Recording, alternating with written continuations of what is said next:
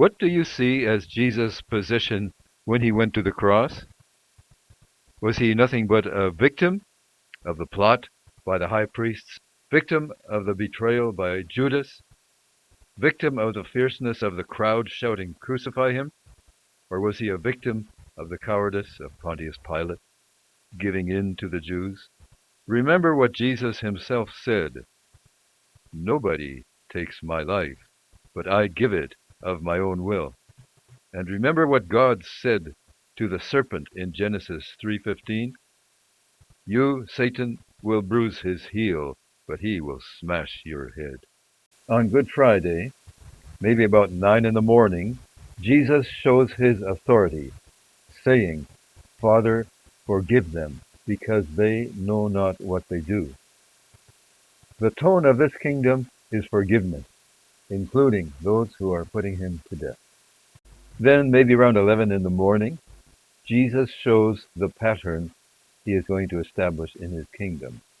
He says to the repentant criminal alongside him, "Today you will be with me in paradise." Neither that thief, nor you, nor I have any way to earn the kingdom of heaven. Jesus gives heaven to us from the cross, to those who believed on him, says John, who received him and believed in his name. He gave power to become the sons of God.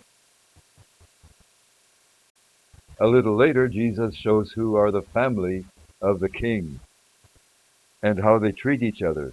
He tells John, "My mother is your mother," and he says to Mary, "This is your son." Jesus has other brothers who could have looked after Mary, but they were not converted yet. That would come after the resurrection. John assumes the responsibility of taking care of Mary. Around 2 o'clock in the afternoon, Jesus cries out, my God, why have you abandoned me?" The work that is being carried out now corresponds to the Son, and the Father is the judge. Jesus feels the searing pain that he hasn't felt before. The loving presence of his Father is gone. Jesus pays the ransom price of the new members of the royal family, suffering what nobody has ever had to suffer. Jesus has now spent hours on the cross, bleeding to death, dehydrated. He is thirsty. His mouth is moistened with the sour wine he takes from the sponge. But Jesus has another thirst. He has come to bring righteousness to humanity. Blessed are those who hunger and thirst for righteousness, for they shall be satisfied. Isaiah says he shall see of the travail of his soul, and shall be satisfied. Now we hear what we're waiting for.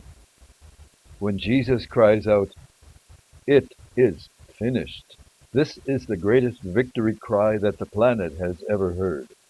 The Son of God came to earth, took on human form, suffered for us, and now humanity can experience the joy of heaven. We are sons of God who will reign with Jesus. Then Jesus again says, "Father." The circle has been completed. He says, "I commit my spirit into your hands." In every sense of the word, Jesus is reigning from the cross. Colossians chapter 2 says that God has made you alive together with Jesus, having forgiven all your trespasses by canceling the record of debt that stood against you with its legal demands. This he set aside, nailing it to the cross. He disarmed the rulers and authorities and put them to open shame by triumphing over them in him. Mission accomplished. Jesus returns to the Father. Now he receives not a crown of thorns, but the crowns of all those who, in their gratefulness, cast their crowns down before him on his throne. The world saw Jesus as a victim, but in everything he did, he was in charge.